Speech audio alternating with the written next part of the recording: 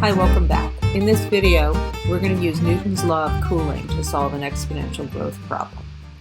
Before we talk about Newton's law, let's remind ourselves about the law of natural growth.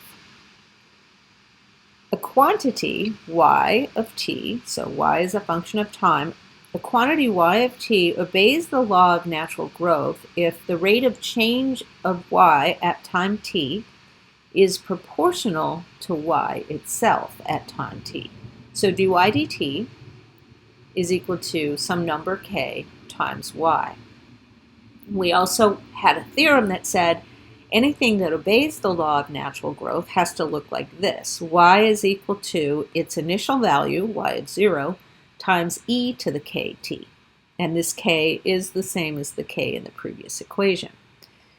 So Newton's law of cooling is about the temperature of an object at time t. So let capital T be the temperature of some object at time t.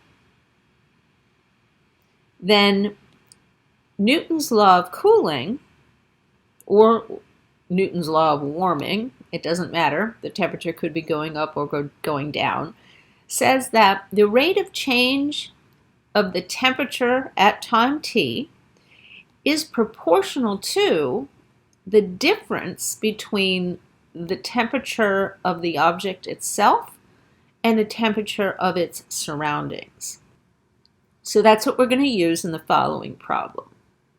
In this problem, we have a jug of water that has a temperature of 99 degrees Fahrenheit. It's placed in a refrigerator where the temperature is 19 degrees Fahrenheit. Then after 5 minutes, the water has cooled down to 43 degrees.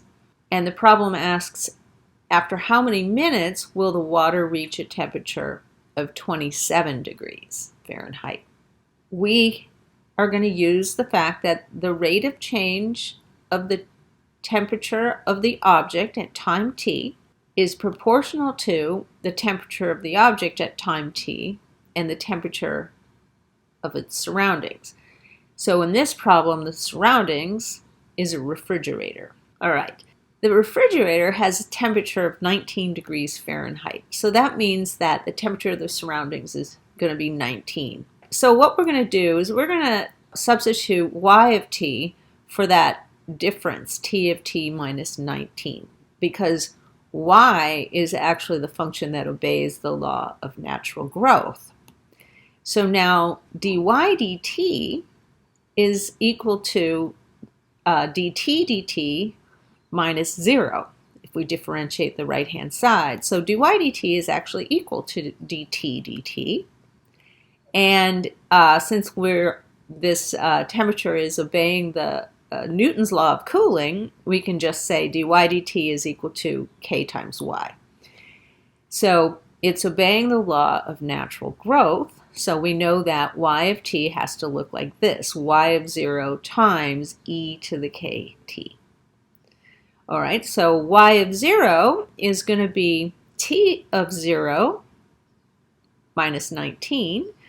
And in this problem, t of 0, the initial temperature of the jug of water is 99 degrees. So y of 0 is 80 degrees. All right. So now we know that y of t actually looks like this. Y of t equals 80 times e to the kt. Okay, so now we need to find k, and then we'll have the function, and we can use the function to answer the question. To find k, we need another value of y at some other time. And notice in the problem we're told after 5 minutes, the water has cooled to 43 degrees. So y of 5 is equal to t of 5, 43 degrees, minus 19, and so that's 24. So y of 5 is equal to 24, the difference between the temperature of the jug of water at 5 minutes and the temperature of its surroundings at that time. Okay, so now we can use that to solve for k. So 24 is equal to 80 times e to the k times 5, because we're talking about 5 minutes. If we divide both sides by 80, we get We get 3/10 is equal to e to the 5k. And now, if we take the natural log of both sides, we get the natural log of 3/10 is equal to, remember the natural log of e to the something is just that something, so the right side is just 5k. And now all we have to do is divide both sides by 5, so we have k is equal to 1/5 times the natural log of 3/10. So we're not putting that into a calculator because the natural log of 3/10 would be an irrational number, a decimal that goes on forever, and you would have to chop it off, and that's an approximation. We need an exact number for k. So now we know our function y of t is equal to 80 times e to the 1/5 natural log of 3/10 times t. Okay, but that means that t of t minus 19 is equal to 80 times e to the 1/5 natural log of 3/10 times t. So t, the function, the temperature function is actually 80 times e to the 1/5 natural log of 3/10 t plus 19. And so that's what we're going to use now to answer the question. After how many minutes will the water reach a temperature of 27 degrees Fahrenheit? So we're going to have to solve this equation. 27 equals 80 times e to the 1/5 natural log of 3/10 times t plus 19. So let's solve that for t. Here's our equation. We're going to solve for t. Let's first subtract 19 from both sides, and we get 8 equals 80 times e to the 1/5 natural log of 3/10 t. And dividing both sides by 80, we get 1/10 equals e to the 1/5 natural log of 3/10 times t. And now, taking the natural log of the left side, we have natural log of 1/10. Taking the natural log of the right side, we just have 1/5 natural log of 3/10 times t. And so now we just have to divide both sides by 1/5 times natural log of 3/10.